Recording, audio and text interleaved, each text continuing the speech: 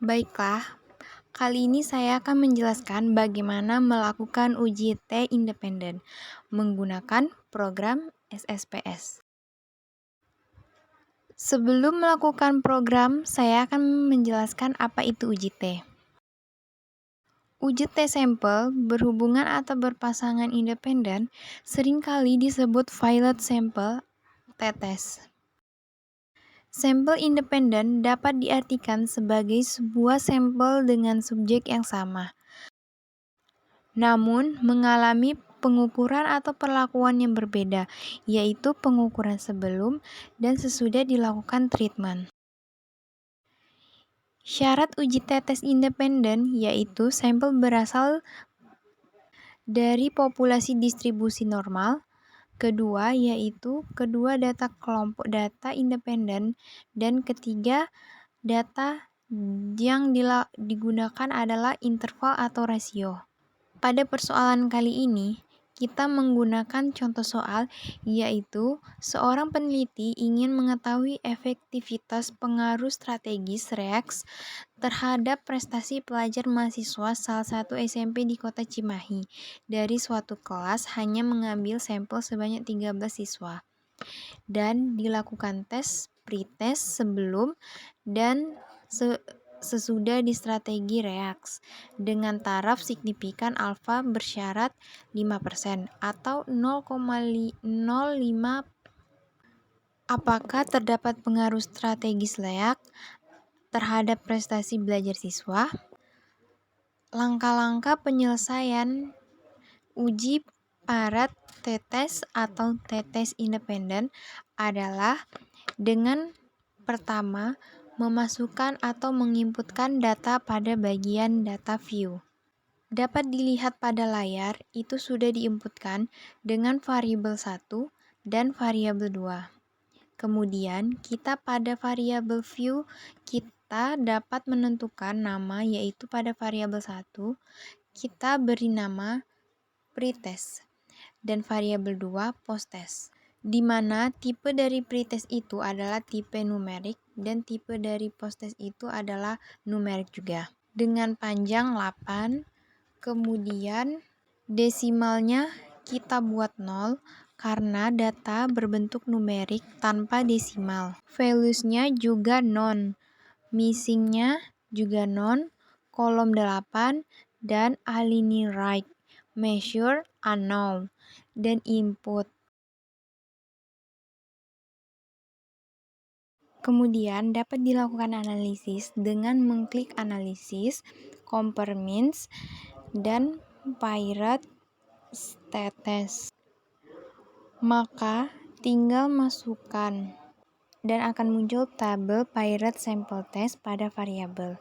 Parrot variabel kita masukkan pada variabel pertama yaitu pretest, dan variabel kedua yaitu posttest.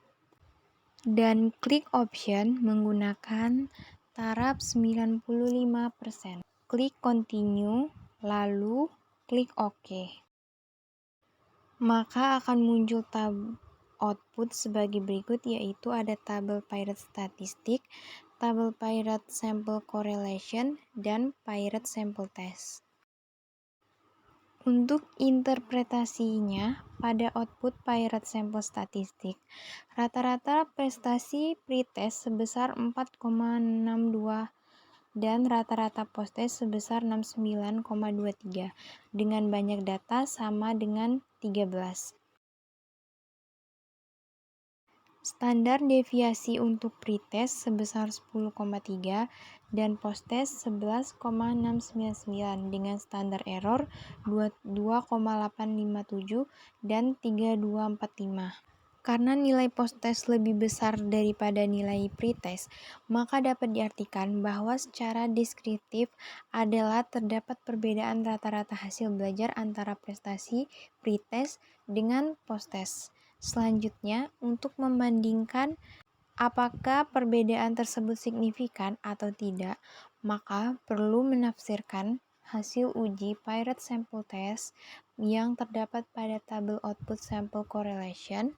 Berdasarkan output sample correlation, diketahui bahwa nilai korelasi sebesar 0,397 dan nilai signifikan 0,257. Karena nilai signifikan lebih besar daripada alfa, maka dapat diartikan bahwa tidak ada hubungan antara variabel pretest dan variabel posttest.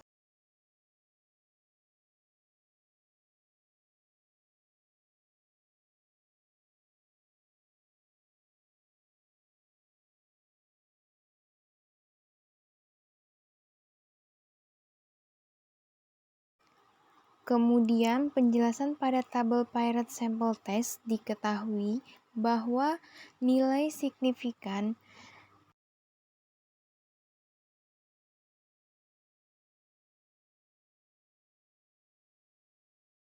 two-tailed sebesar 0,02 atau lebih kecil dari alfa, maka A0 ditolak.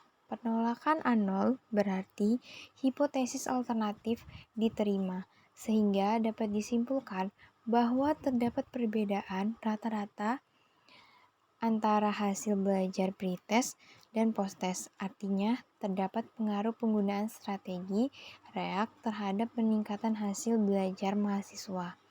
Pada siswa SMP, selain dibandingkan dengan antara signifikan dengan alfa, ada cara lainnya, dengan membandingkan nilai T hitungan dengan T-table.